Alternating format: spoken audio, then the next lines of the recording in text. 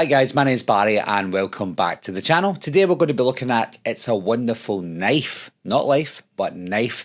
Now this is going to be a spoiler review, and because it is a new movie guys, if you haven't seen the movie and you don't want any spoilers, then please don't watch this video. But if you have seen it, or if you don't care about spoilers, then continue watching. As you can tell from the title, It's a Wonderful Knife, the movie is a play on It's a Wonderful Life, and you get the same storyline, but only in this movie there is a bit of horror in it, some comedy as well. But is this movie better than It's a Wonderful Life?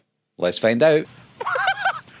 Winnie's best friend dies. Winnie then kills the killer, who happens to be Henry Waters, the mayor of the town, and she manages to save a bunch of people at the beginning of the film because Henry Waters is a guy that he wanted to kill one of the mayors or one of the owners of one of the stores in the town, and he wants to take over.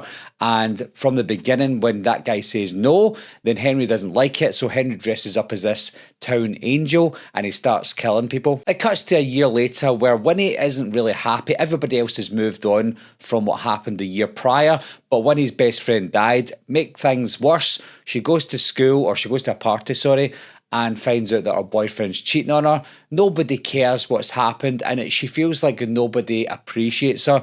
Nobody thinks that she's there. So she thinks to herself, just like George Bailey, that life would be better without her. She doesn't want to be here anymore. But within a blink of an eye, it happens because she looks up at the aurora and she says that she doesn't want to be here anymore, and she turns around and there's a guy standing there with a knife in his stomach, and it turns out that the killer is back.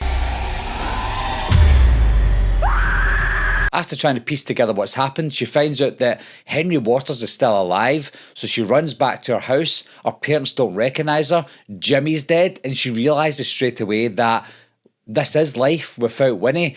Jimmy would have died, a whole bunch of people would have died, and the killings would have continued because Henry Waters didn't die that night. You've got Bernie, who is a geek that nobody likes, and she was the same the year prior when Winnie was still alive, or when Winnie existed. So Bernie's kind of the same before and after Winnie's gone. Because Bernie's still the same, Winnie goes to Bernie for help, sort of like the Clarence of this movie, and even Bernie references that as well. She says that she's Clarence to Winnie's George Bailey. In a cheap and fast way to get the movie going on, Bernie suggests that the aurora was the cause of Winnie not being here anymore, so she reckons that if she goes back to the aurora and asks to be alive again, then it will happen, but they think that they have to kill the killer first of all in order to do that. I've seen this happen a mile away, and that is the killer, when she comes back, isn't actually Henry Waters. That's what we're led to believe, that it's still the same guy, but it's not. It's actually Winnie's dad, David. David couldn't really handle the death of Jimmy, and he continued on killing, but not just because of Jimmy. Henry Waters, the owner of the town, the mayor of the town, is so powerful now that he's asked David to go around and kill people so that he can take their businesses, and that's it. So I knew that was going to happen in the film. Because the killer is David now, they have to decide, well, are we going to be killing David so that I can go back? And that's exactly what Winnie has to do. She has to say, well, she says that she has to kill David so that she can back to the aurora and everything will be fine. So she manages to kill David, aka her dad, and goes to the aurora, asks to be put back to life again, and it doesn't work. So Bernie suggests, and so does Winnie, that maybe you have to kill Henry Waters because Henry was the original killer at the time. Even though he's not doing any killings now, he's the original killer back when it all happened, so they have to go and kill Henry Waters. Now, this is when things get really bizarre, and it's near the end of the film, but when they go to Henry Waters, they're able to kill him quite easily, but his bodyguards don't do anything about it. They just stand there because he tells them not to do anything. And the town folk that he's talking to are just standing there watching him with kind of green tinted eyes. And it might be something to do with the aurora, but they don't explain that. It felt like something from the Tommyknockers TV show from back in 1993. It was bizarre. It was something that felt out of place. It felt like a slasher movie all the way through, obviously with a hint of magicness, whatever you call it, because of what's happening to Winnie, like George Bailey in It's a Wonderful Life, and that's the extent of what I thought it would be. But at the end of the film, it felt more like a mind control movie, and we don't get any explanation. Not that I wanted an explanation because the movie wasn't great, but it just came at the end of the film and you're like, what? what's happening here? After killing Henry, Winnie wakes up back in her own original bed on Christmas morning, comes downstairs, everyone recognises her, everybody knows who she is, and It's a Wonderful Life now. She even goes to Bernie's house, and luckily for her, Bernie remembers everything as well. I don't know how that's possible. Maybe it's because Bernie's got something to do with the Aurora. I don't know, but Bernie remembers. It's definitely your run-of-the-mill, cookie-cutter, Gen Z horror movie for 2023. It's not a movie that's aimed at me. I can assure you that. It's not a movie aimed at maybe anyone our age. So if you're my age, then I don't know if you're going to like this film. There's a lot of box ticking going on at the very beginning of the movie that completely takes you out because the story is really overtaken by all these box ticking. However, I will admit, after all the box ticking's over, the story starts to get interesting. So I started to go, do you know what? This might be a good film. And throughout the film, I'm like, okay, it could be good. Very predictable, knowing that Henry Waters isn't the killer anymore, etc. So I'm like, okay, I'm expecting this to happen, but it seems like this could be decent, but it doesn't lead anywhere.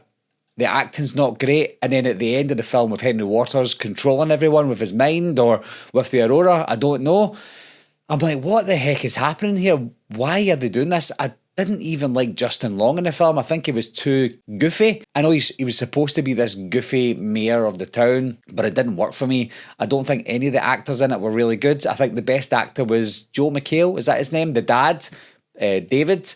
He was the only decent actor in this film, the only one that looked like he could act. Everybody else was absolutely terrible. If we look at the killer, I think the killer's costume was pretty cool. Something that I hadn't seen before or seen a lot. I loved the white in the costume, obviously trying to be an angel.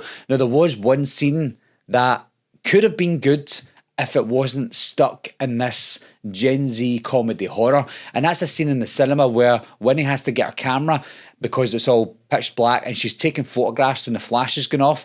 And you see some really cool shots of the killer killing people or trying to kill people in the cinema. I think if that was in a dark horror movie, that would be fantastic. There was another moment in the film that felt like it shouldn't be in the movie, and it was very deep and quite touching, where we find out that Bernie isn't actually Clarence to Winnie's George. Bernie is actually George to Winnie's Clarence.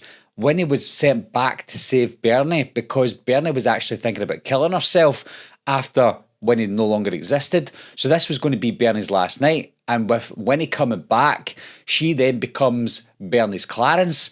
And the way that she said it and the way that she delivered that line, even though there wasn't great acting in the film, I actually had a quite touching moment for me because I thought, that's quite deep. But again, it's a deep moment that didn't deserve to be in a movie like this. That moment was too good for a movie like this. Overall, it's not a bad film. It's not a terrible movie. It's just not a good movie. It's below average, I would say. And I think what's most disappointing about it is they take a premise from one of the greatest films of all time, It's a Wonderful Life, and it is one of the greatest films of all time. They take that premise and they don't really do much with it. They tried to give it a horror spin and it just doesn't work. They tried to give it a twist. It just doesn't work. But it can work. That's the problem. You look at movies like Family Guy. You look at movies like Family Man from 2000 with Nicolas Cage. They take It's a Wonderful Life and they give it a good spin, and it turned out to be a good film. Whereas It's a Wonderful Knife, it should have been good because it had all the basics there. It was a horror film, something that I wanted to see, and none of it clicked. None of it worked. There's two moments in this film that I liked. That's one in the cinema with the Flash, and the touching moment with Bernie being George Bailey, and that's it.